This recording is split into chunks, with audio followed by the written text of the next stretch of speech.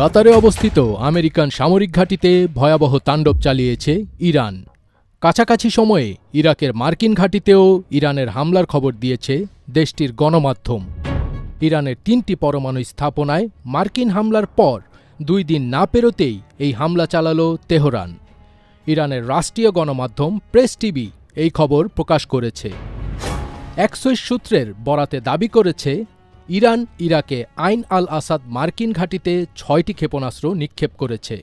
অন্যদিকে সিএনএন জানিয়েছে, ইরান মার্কিন সেনাদের উপর মোট ১১টি ক্ষেপণাস্ত্র নিক্ষেপ করেছে।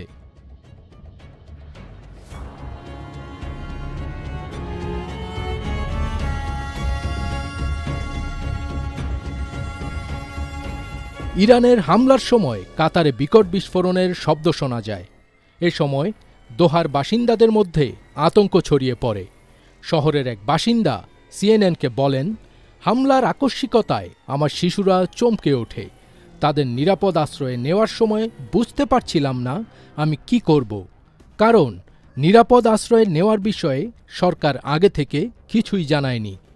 পরে কাতারের পররাষ্ট্র মন্ত্রণালয় এক বিবৃতিতে জানায়, নিরাপত্তা পরিস্থিতি স্থিতিশীল রয়েছে, এ নিয়ে উদ্বিগ্ন হওয়ার কোনো কারণ নেই।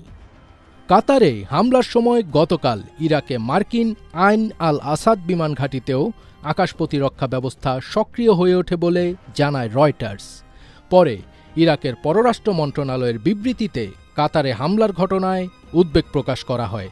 তবে ইরাকে হামলা হয়েছে কিনা সে বিষয়ে কিছু বলা হয়নি।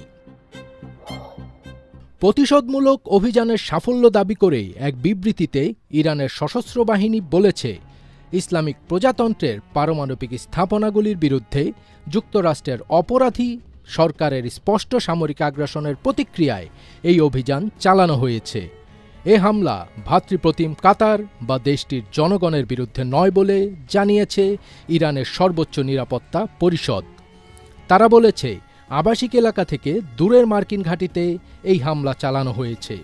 বিবৃতিতে আরও বলা হয়েছে, হোয়াইট হাউস এবং তার মিত্রদের কাছে সশস্ত্র বাহিনীর জাতির পুত্রদের এই সিদ্ধান্তমূলক পদক্ষেপের বার্তা স্পষ্ট এবং সরাসরি। উল্লেখ্য যে, এই ঘাঁটিটি মার্কিন বিমান বাহিনী কমান্ডের সদর দপ্তর হিসেবে কাজ করে এবং পশ্চিম এশিয়ায় আমেরিকান সামরিক বাহিনীর সবচেয়ে কৌশলগত সম্পদের প্রতিনিধিত্ব করে।